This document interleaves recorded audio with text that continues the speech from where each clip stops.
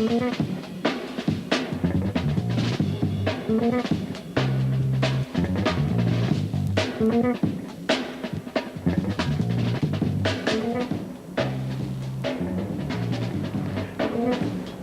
my name is Reed Silverne. The name of this show is Fed Pride. The reason it's called Fed Pride is because I'm a federal worker and proud of it. Today I'm going to do some administrative things for my 2 or 3 regular viewers, and I really appreciate you out there. I'm not going to be shown on Wednesdays, Tuesdays, and Sundays anymore. Now I'm going to be shown on Saturdays at 2 p.m. on Channel 72 for Comcast, 97 for Cox, and at 6 p.m. on Tuesdays at Channel 73 or Channel 98. So if you do watch my show, please tune in, and that's when you're actually going to see it. Now, like I've said before, this show is actually being taped on Fridays, still being taped on Fridays, and for those of you who like kind of more adult stuff with saltier language, I'm going to plug the underground access, which I guess is the Juggalos, because they're good kids, and they switched times with me, so it's easier for me to get here. So I'm going to give them a pat in the back, and I'll probably do that during the course of the next 6 months, because they've helped me out, and I appreciate it. And of course, another pat in the back to the staff over here, because behind me you see, and I'm going to point into the blue screen, you see Google Earth. And Google Earth is on, in fact, I'm going to get my, my magic cursor out here. This is Utah, Colorado, and Wyoming.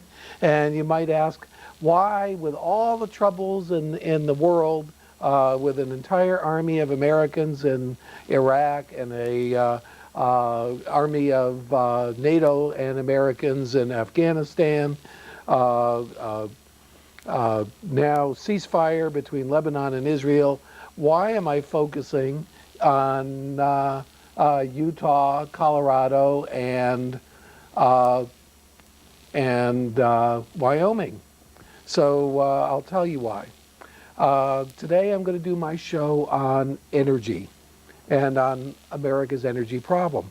Is this a federal issue? Certainly is, because a lot of the problem here is our policies, which have not been encouraging conservation and putting us into a situation where right now 2/3 of our energy, or at least our oil, is imported. And a large portion of that oil is imported from where? That's right, the same exact Middle East that we have a problem with. With that oil money, our enemies are arming whoever they're arming. Iran is using their $40 billion a year, which hadn't been only 20 just about 5 years ago, to arm Hezbollah, which has recently attacked Israel, caused tremendous conundrum. And of course, during this conundrum, of course, the first conundrum was the Katrina situation, because there's a lot of refineries in the Gulf. That's the Gulf of Mexico, not the Persian Gulf. And then the price of oil went above 65, and then eventually over 75. It came down a little bit, came back up because there's all this tension in the Middle East. What are the sources of tension? There's 2 main sources. One is Ahmadinejad, who's the president of Iran, who's sworn to wipe Israel off the map. And he's supplied all these 13,000 missiles to Hezbollah, which crossed the border, attacked Israel, captured a couple soldiers, and sparked off this war between Lebanon and Israel. Ironically, at the same time, British Petroleum has shut down 400,000 barrels a day of production in Alaska. And the real irony of the whole thing is gas prices are actually going down. So gas prices are down to $2.69. at least at my favorite cheapo gas station, and is probably going to drop another 10 or 15 cents to around 2.50. And let's face it, America's gotten used to $2.50 gas. It's expensive. It's not too expensive. So what does this mean in the long run? Well, I have a chart over here, and I'm going to use our high-tech facilities without any assistance from the staff, and press this little button that switches me to another channel. Still hear my voice, however, unless this thing goes haywire. So what we have here is a chart of U.S. energy consumption, and I hope you can see it. I'm going to start pointing. This gigantic finger over here is my finger. This is our actual energy consumption in what we call quadrillion BTUs. BTU is an energy, it's a British thermal unit, it's a unit of energy. And it doesn't really matter because this curve over here was the prediction of how much energy the United States would use. And the result is, right now, we were supposed to use 170 quadrillion BTUs. We're still under 100. What does this mean? Well, this means that peak oil and the collapse of, apocalyptic collapse of all energy, long lines at the pump, people freezing in the winter, that hasn't happened. And one of the reasons it hasn't happened is because energy use since the 1970s has actually slowed down. The increase in energy use has slowed down. Now this is actually pretty good news, and it's news that's pretty unexpected, because if our energy usage had increased at the same time that the Indians and the Chinese are increasing theirs at a tremendous rate, we'd be having a world shortage right now, and things would be a lot worse in the Middle East and in a lot of other places. So I'm going to go back to this chart, and there's another interesting thing about this chart, and that is that way back in 1979, which is when the Shah was overthrown, we used about 80 quadrillion BTUs. That actually went down a little bit, and then actually returned to where it was about 1991. And from about 1985 on, the price of oil just dropped like a rock. And when I say dropped like a rock, bottomed out a little over $10 a barrel. And even in 2000, it was still a little bit below, in the high 20s, about $28 a barrel, before this latest round of increases since the Bush administration. Does that mean that some of Bush's policies are causing oil to go up and up and up, and his friends to get richer and richer and richer? Well, yes, but that's to be expected. However, what does this mean for the future? First thing it means is that with all of this battle in the Middle East, with an army of 150,000 troops in Iraq, another 25,000 troops in Afghanistan, 30,000 more NATO troops in Afghanistan, and trouble between Israel and Lebanon, Americans are getting pretty darn sick of being dependent on foreign oil. I'm going to switch over and put another one of these little charts down. And let's see if I can get this set right. Here's a chart of production in the U.S. And I'm going to make this a little bit larger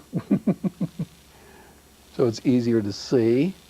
And what this is telling us is that in oil, which is 13.2 quadrillion BTU, we are producing, I'm going to take my magic pointer over here, otherwise known as my index finger, and I'm going to point out that we're producing about 6.25 million barrels a day. Now I'm going to push this up, and let's see how much oil we actually consume. It's about 19 million barrels a day, and this particular chart is from 1998. I've checked more current statistics, and that 19 million barrels a day has gone all the way up to 20.8, and that was last year. in 7 years, or really 8 years, between measurements, uh, this particular statistic has only gone up about 9%. And it's a little bit more than 1% per year, which is a lot less than people thought it was going to go up. And in fact, I don't have the statistics for the last couple years. As you could have seen from total energy use, even oil consumption in America has actually gone down a little bit in the last couple years. Why? Because we've gone from 99-cent gas to $3 gas. And of course, here in Tucson, that's all gone all the way down to $2.69 gas.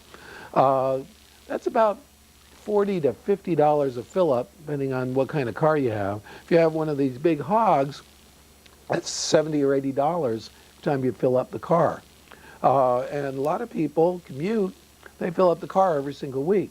I know I have a really, really good car as far as gas mileage is concerned, and I still have to pay about $38 every single week to fill up my car just to get to work and back, get over here, do my show.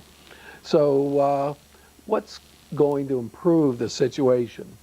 Now, if you turn on the TV and you listen to all the energy experts, a lot of whom are paid for by the oil companies, you're going to find out that we're getting close to peak oil. Peak oil is when all the oil in the world is in danger of running out. And boy, you better get used to really high prices because oil is running out. And of course, that's going to go on forever.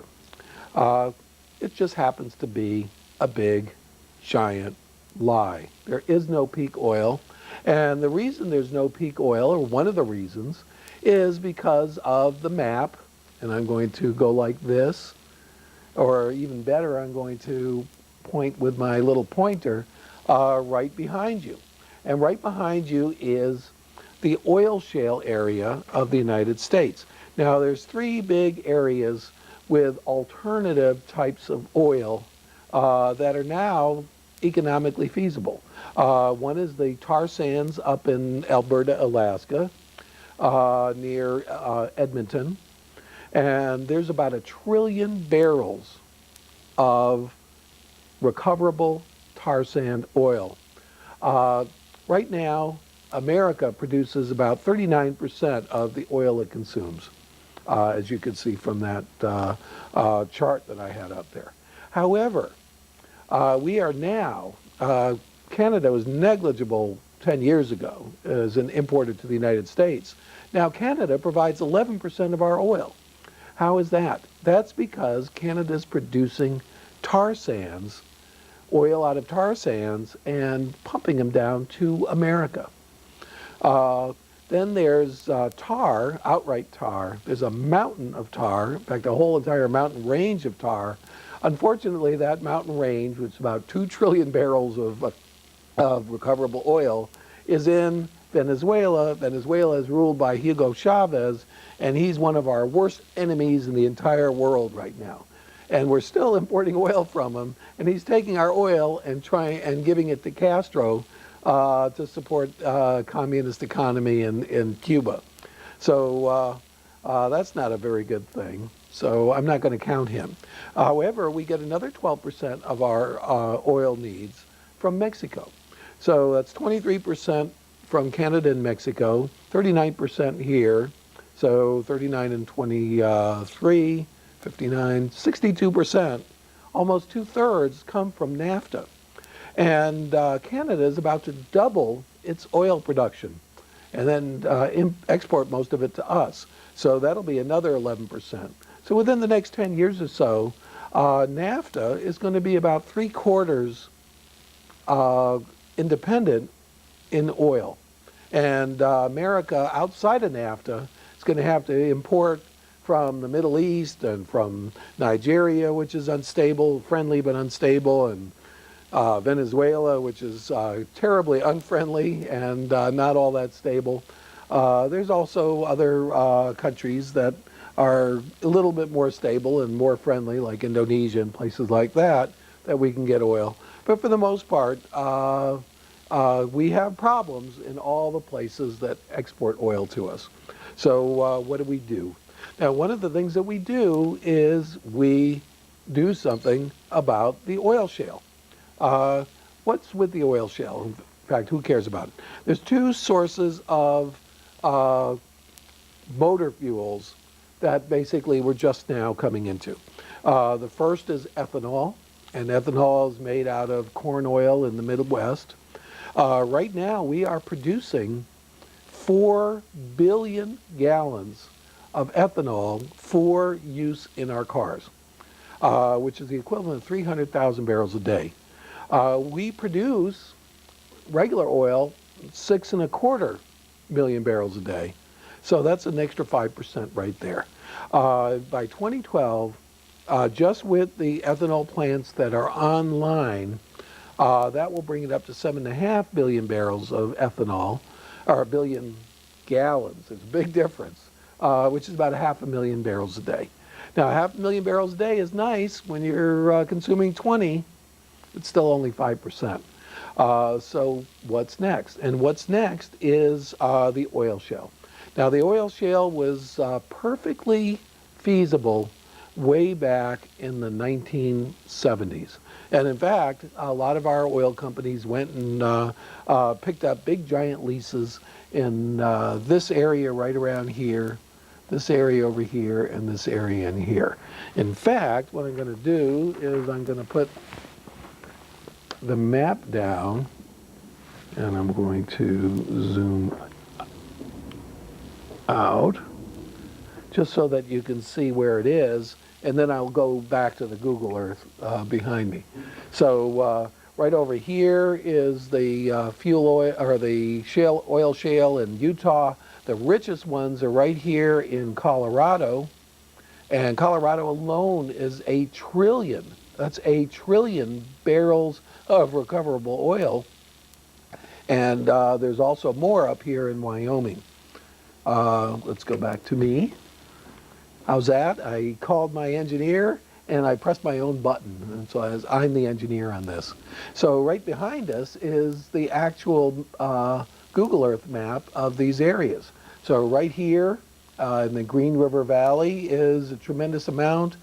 This over here is what they call the Pecans Basin, and that is the richest oil shale area. And then there's another one up here in the upper Green Valley. I'm going to keep this in the really heavy area. And the fact of the matter is that they were all ready to produce lots and lots of oil shale, oil out of the oil shale, way back in the 1970s and 80s, and they shut it down. Exxon had hired about 1,000 people to work their oil shale mine. In the 1980s, they put out layoff notices to every single person, shut the entire place down. Very, very patriotic event, and very indicative of what Exxon really thought about making America energy independent. They are contemptuous, and I'm going to put this in as strong terms as I'm allowed to do. The major oil companies have absolute contempt for American national security. They don't believe in it. They don't help it. They are hostile to us. And the proof of it was they didn't even ask the government for subsidies to make up the difference in order to keep these oil shale facilities open. They closed them down. And of course, oil was very, very cheap at that period. Now, oil has gone from $12 a barrel. It was probably pretty close to even money in the late 1990s when it was around $28 a barrel. But now oil is $76 a barrel. And Shell, which is probably, I guess, an oil company that I'm going to compliment after that terrible thing. I think ExxonMobil was just about the worst. They have done nothing for us. To their credit, Shell and Chevron have at least invested in hybrid battery plants and things like that. and have kind of looked out toward alternative energy, as has BP. BP has to, because they're European, and the British are really worried about global warming. But Shell, I guess, is a European company too. So Shell has developed a system. They've already done an experiment on it, where what they do is they heat the oil shale. They just dig a shaft, put a heater in there, and then they put a refrigerant around it, which freezes the water table around the area that they're doing. So they have a hot spot in the middle, and then they have a cold all the way around, and that way it melts the oil shale and basically refines it to whatever you want, kerosene, gasoline, you name it, because that's basically how the cracking plants work too.